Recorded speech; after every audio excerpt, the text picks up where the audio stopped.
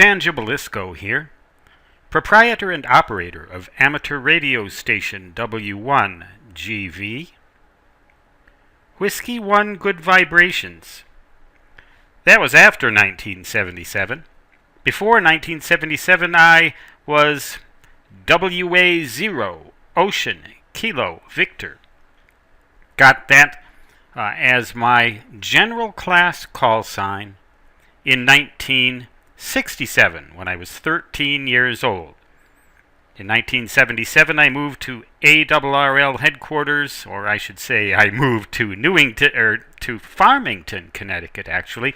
Worked in Newington at ARRL headquarters, and they were issuing extra class licensees, special two-letter call signs. Back then you could pick the one you wanted. Maybe you still can.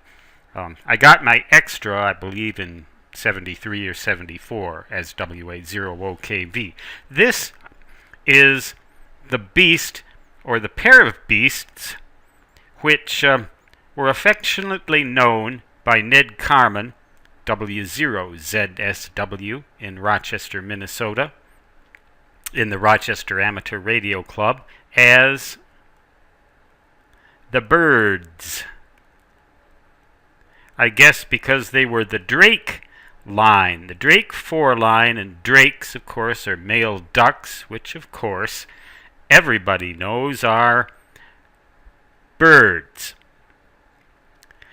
I also, when I was a kid, happened to like a band known as the Birds, and always have, actually. I've always loved that Rickenbacker guitar that Roger McGuinn played, and I believe still plays to this day.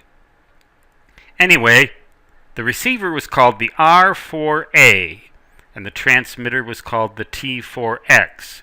At the radio club, W0 Mike X-Ray Whiskey, they had just an R4, which was sort of course, the R4A was the, quote, new and improved, unquote, R4.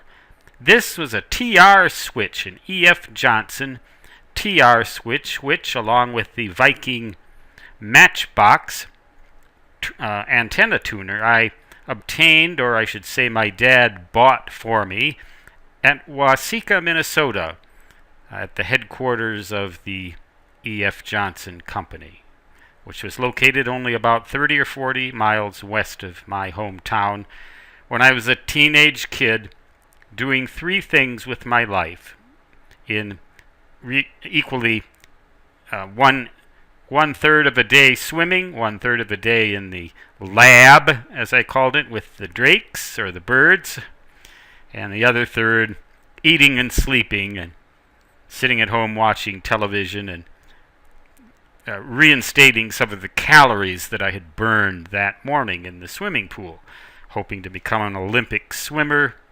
Never even came close, but had a lot of fun. Any kid should join a sport like that. It'll keep them out of trouble and keep them from. It sure kept me from getting fat. There's no way I could have gotten fat burning all those calories, and there's no way that I could have had any lack of CW fun with these radios. These were not just an SSB transceiver.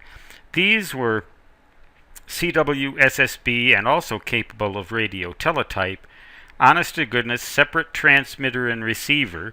And with this TR switch, I was able to listen to my own transmitted signal in the receiver rather than just listening to a side tone. So I could hear the tone, or by means of the pitch, I could hear the relative frequency and the relative place in the band of my signal with respect to other signals. Had a couple of purposes. One was to make sure I didn't QRM anybody, and another purpose was to drop my signal right in exactly the right place on exactly the right frequency when I wanted to work some DX. In 1977, when I moved to Connecticut and got this call sign, I lived in a house with a couple of other ARRL staffers called the Home for Wayward Hams in Farmington, Connecticut. We had a 90-foot tower and they both had linears, so of course I wanted to get the best linear I could get also. So there were 3 ham radio stations in the basement of that house, and one of them was WA0 OKV and then W1GV.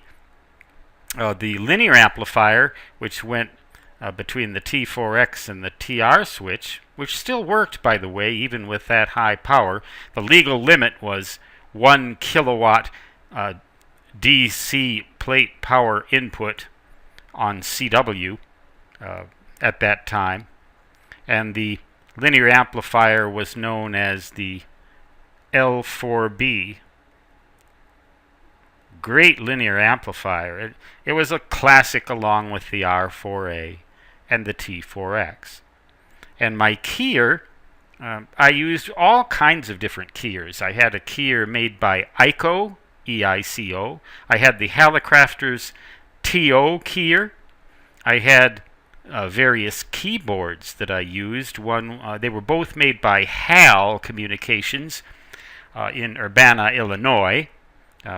One of the engineers from HAL Communications served when I worked in the technical department at ARRL headquarters. He was at the desk right next to me. I don't remember his call sign. I remember his first name is Jim, and I also remember his last name, but for his privacy I will not reveal that.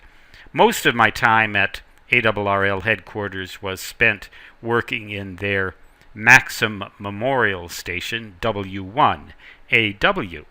And I remember sending the code practice, and of course I got QRM free practice copying the code at that time too, and eventually got my 40-word a minute endorsement, the ultimate in nerdish achievements. But they had an old typewriter specialized for receiving code called a mill, and I did not receive that at the station. I received it at home in the Home for Wayward Hams at W1GV on this set of radios. I kept this set of radios even after I left ARRL headquarters in 1979 and went to Miami, Florida, and thence all over various parts of Florida until, it was actually until 1985.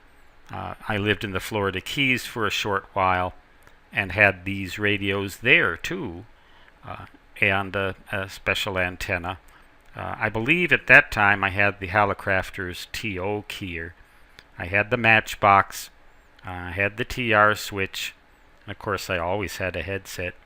And the antenna was of a different design I'll describe in some other video. It really wouldn't be known for its efficiency, but it was known for the fact that it was on salt water. It was right over the water in the Florida Keys in a town called Tavernier, which was, by the way, right in the worst part of the hurricane of 1935, which rendered that particular stretch of the Florida Keys into nothing but mud flats. They had rebuilt it by then, but I also acquired what was known as the Keys disease at that time. And if you've ever lived in the Florida Keys, you know what the Keys disease is. Hint: Ernest Hemingway may have also had it. He lived in the Florida Keys too. And at that time I had become a wannabe writer and spent a lot of time writing, a lot of time getting as tan as I could, which was a big mistake because I'm paying for it now in the form of skin cancer. And I spent a good deal of time, drinking and writing. And it wasn't a bad life, but even that kind of life, which may seem like paradise to those of you who've never lived it, everything gets old after a while. But these drakes, for me, they never got old. The birds never got old. They never got old in my mind. They did, unfortunately, get old physically. And the last I recall seeing of those radios was in 1985 in the Florida Keys. So from about 1970 to 1985, I was a proud owner of the Drake 4 line, one of the best and most well-known lines of amateur radio transmitter-receiver combinations, the Byrds. Stan Gibilisco saying 73, which means best regards in ham radio jargon, and so long, which, in the language I used on this and all of my other keyers and on almost all of my operation, da-da-da-da-da-da.